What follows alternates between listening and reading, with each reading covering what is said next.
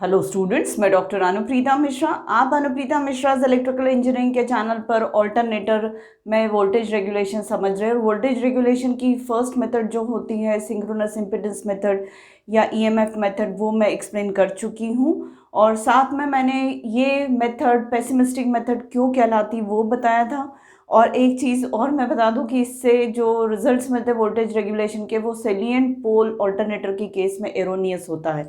आज का कंटेंट बहुत छोटा सा है, पर ये जो है इसका एलॉबरेशन मैं जब सेलिएंट पोल ऑल्टरनेटर को डिस्कस करूंगी तब और ज़्यादा अच्छे से आपको क्लियर हो जाएगा। पर अभी सिंक्रोनस इम्पीडेंस मेथड या ईएमएफ मेथड में सेलिएंट पोल स्ट्रक्चर वाले ऑल्टरनेटर का की वजह से वोल्टेज रेगुलेशन जो मिलता है वो एरोनियस क्यों मिलता है वो बता देती हूँ।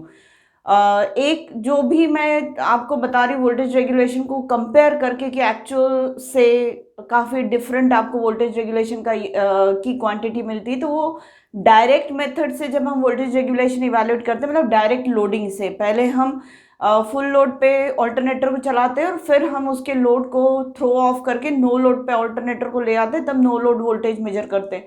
तो फुल लोड टर्मिनल वोल्टेज मतलब लोड के अक्रॉस का वोल्टेज, और नो लोड कंडीशन में टर्मिनल वोल्टेज हम मेजर करते हैं। और इसके डिफरेंस से हम वोल्टेज रेगुलेशन जो निकालते हैं वो एक्चुअल वोल्टेज रेगुलेशन होता है। पर सिंक्रोनस इम्पीडेंस मेथड से जो वोल्टेज रेगुलेशन मिलता है वो एक्चुअल वोल्टेज रेगुलेशन से ज़्यादा क्वांटिटी मिलती है। और साथ में मैं बता रही हूँ कि सेलिएंट पोल ऑल्टरनेटर की केस में, सेलिएंट पोल स्ट्रक्चर वाले ऑल्टरनेटर की केस में ये रिजल्ट्स एरोनियस भी होते हैं।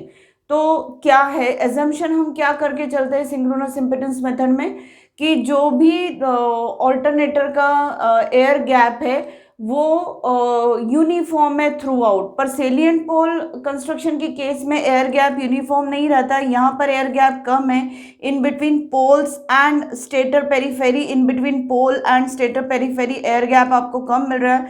और इंटरपोलर एक्सिस में, polar axis to interpolar axis के बीच में एयर गैप बढ़ता चला जाता है।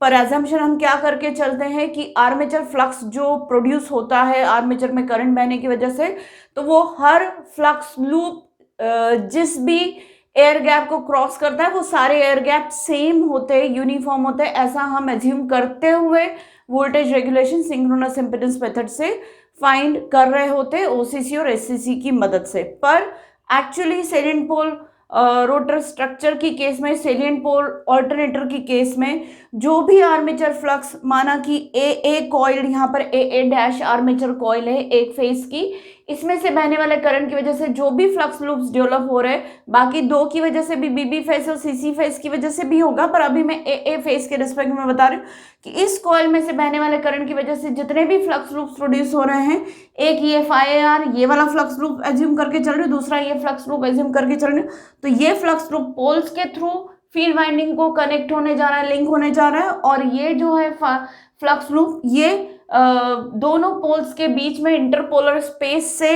फील्ड वाइंडिंग को लिंक होने जा रहा है। तो यहाँ पर देखिए कि इसे एयर गैप छोटा सा क्रॉस करना पड़ रहा है, इसे एयर गैप बड़ा ट्रैवल करना पड़ रहा है। तो इन दोनों फ्लक्स लूप्स के पाथ में जो रिलक्टेंस होगा वो डिफरेंट होगा, और रिलक्टेंस डिफरेंट होगा उसकी वजह से आर्मेचर रिएक्शन को रिप्रेजेंट करने वाले जो रिएक्टेंस होगा, इंडक्टिव रिएक्टेंस, उसकी क्वांटिटी भी डिफरेंट हो जाएगी। तो ZS जो हम कैलकुलेट कर रहे हैं OCC और SCC की मदद से, वो काफी डिफरेंट होता है with respect to that of the actual ZS यहाँ पर, क्योंकि air gap different non uniform होने की वजह से हर फ्लक्स लूप के पाथ में अलग अलग एयर गैप है।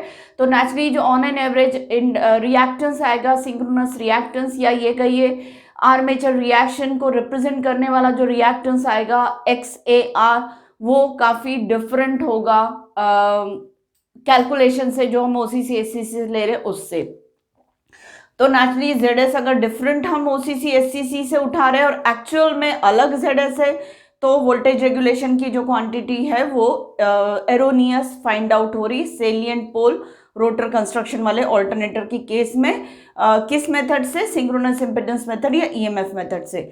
वही चीज अगर मैं कहूँ कि अगर सिलिंड्रिकल रोटर स्ट्रक्चर वाला हमारा ऑल्टरनेटर है, तो उसमें पोल्स जो होंगे वो अगर इस टाइप से पोल्स है, और ए फेज की वाइंडिंग, ए डैश की जो स्टेटर वाइंडिंग है उसकी वजह से फ्लक्स के ये दो लूप अगर मैं कंसिडर करूं, तो 5R ये वाला पोल के थ्रू एंटर हो रहा है फील्ड वाइंडिंग को लिंक करने के लिए, पर एयर गैप इतना ही क्रॉस करना पड़ रहा है।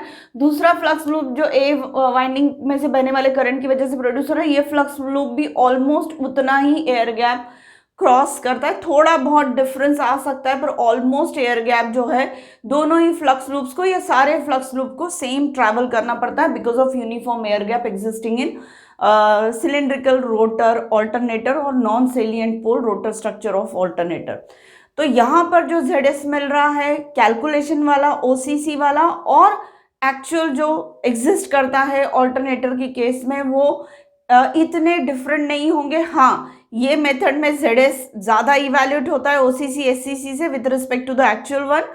वो मैं सारी बातें पेसिमिस्टिक क्यों है ये मेथड, वो सब मैं डिस्कस कर चुकी हूँ। पर अभी मैं रोटर कंस्ट्रक्शन पर बेस्ड आपको बता रही हूँ कि सिंक्रोनस इम्पीडेंस मेथड से जो वोल्टेज रेगुलेशन फाइंड आउट होता है वो actual voltage regulation direct method से जो वोल्टेज रेगुलेशन फाइंड आउट होता है उससे डिफरेंट होता है because of this error existing, कि यहाँ पर हमने क्या एज्यूम करके रखा है कि यूनिफॉर्म एयर गैप है, जबकि सेलिएंट पोल रोटर कंस्ट्रक्शन में एयर गैप कांस्टेंट नहीं होता। हाँ, इस केस में होता है। तो यहाँ पे EMF मेथड या सिंक्रोनस इम्पीडेंस मेथड से वोल्टेज रेगुलेशन फाइंड करना ओके है, पर इस केस में वोल्टेज रेगुलेशन के जो रिजल्ट्स मिलते हैं कैलकुलेशन से वो डिफरेंट मिलते हैं with respect to that of the actual voltage regulation of alternator.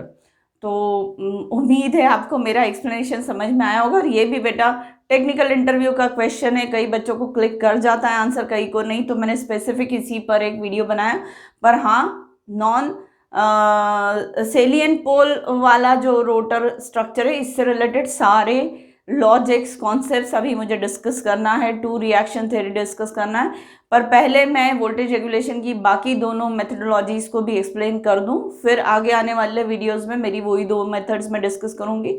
फिर मैं सेलिएंट पोल रोटर स्ट्रक्चर वाले ऑल्टरनेटर के डिस्कशन पर आऊँगी और सारी बातें हम डिटेल में बात करेंगे। तो प्लीज़ मेरे आज के वीडियो को लाइक कर दीजिए। Thank you.